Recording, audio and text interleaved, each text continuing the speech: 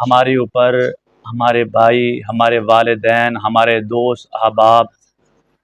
جس طرح ہم کو وہ پیارے ہیں، محبوب ہیں، ایسے ہی سفر آخرت جب ان کا شروع ہو جائے تو ہمیں چاہیے کہ ان کو آسن انداز سے، محبت بھرے انداز سے ان کو الوداع کیا جائے۔ تو ہمارے پیارے نبی حضرت محمد الرسول اللہ صلی اللہ علیہ وآلہ وسلم نے اپنی امت کے اوپر ہر طرح کی رہنمائی فرمائی ہے۔ اگر آپ کا کوئی عزیز اس کا نماز جنازہ تو وہ پھر کس طرح ادا کرنا ہے، اگر اس کو قبرستان لے کے جانا ہے تو اس کو وہاں کس طرح سے دفن کرنا ہے۔ تو ہمارے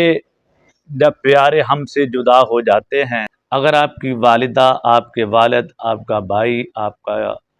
دوست احباب کوئی بھی فوت ہو جائے تو اکثر یہ دیکھا جاتا ہے کہ قبرستان کے اندر جانے کے بعد غیر جو ہوتے ہیں وہ ہمارے جو فوت ہو چکے ہوتے ہیں ان کو دفنا رہے ہوتے ہیں، حالانکہ وارثین کو چاہیے کہ وہ اپنے پیاروں کو اپنے ہاتھوں سے الوداع کریں اور کوشش کیا کریں کہ جو نبی پاک صلی اللہ علیہ وآلہ وسلم کا میت کو دفن کرنے کا طریقہ ہے، میت کو قبر میں اتارنے کا طریقہ ہے،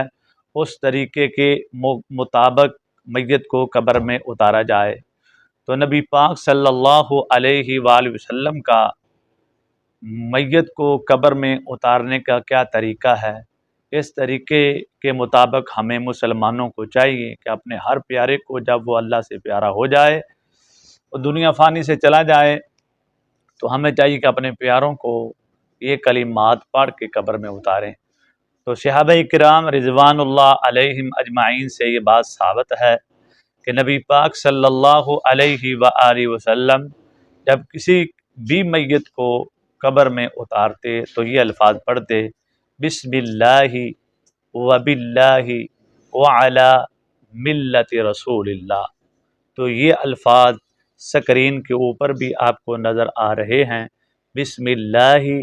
وباللہ وعلی ملت رسول اللہ۔ ان الفاظ کو اپنی زبان سے ادا کرتے ہوئے اپنے پیارے کو، جس کو آخری سفر آخرت کی طرف آپ منتقل کر رہے ہیں، یہ کلمات پڑھتے ہوئے اس کو قبر میں اتارا جائے۔ تو میں امید کرتا ہوں یہ مرنا، دنیا سے جانا، یہ تو ہمارے فیصلے اللہ پاک نے کر دیے ہیں۔ بڑے بڑے انبیاء نہیں رہے، بڑے بڑے اولیاء نہیں رہے، بہت خدائی کے دعوے کرنے والے اس دنیا میں نہیں رہے، تو ہم کس باغ کی مولی ہیں، ہم نے بھی مرنا ہے۔ تو ہمیں چاہیے کہ اپنے مرنے سے پہلے یہ جو طریقہ ہے، یہ جو دعا ہے، اس کو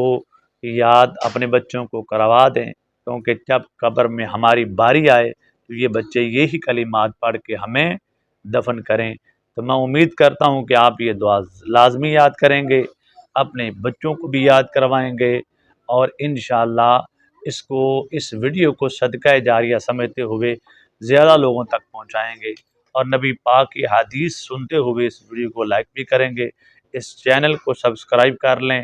بیل آئیکن کو آل پہ کر دیں تاکہ ہم اس طرح کی کوئی بھی ویڈیو لے کے آئیں تو آپ تک بآسانی پہنچ سکے۔ السلام علیکم۔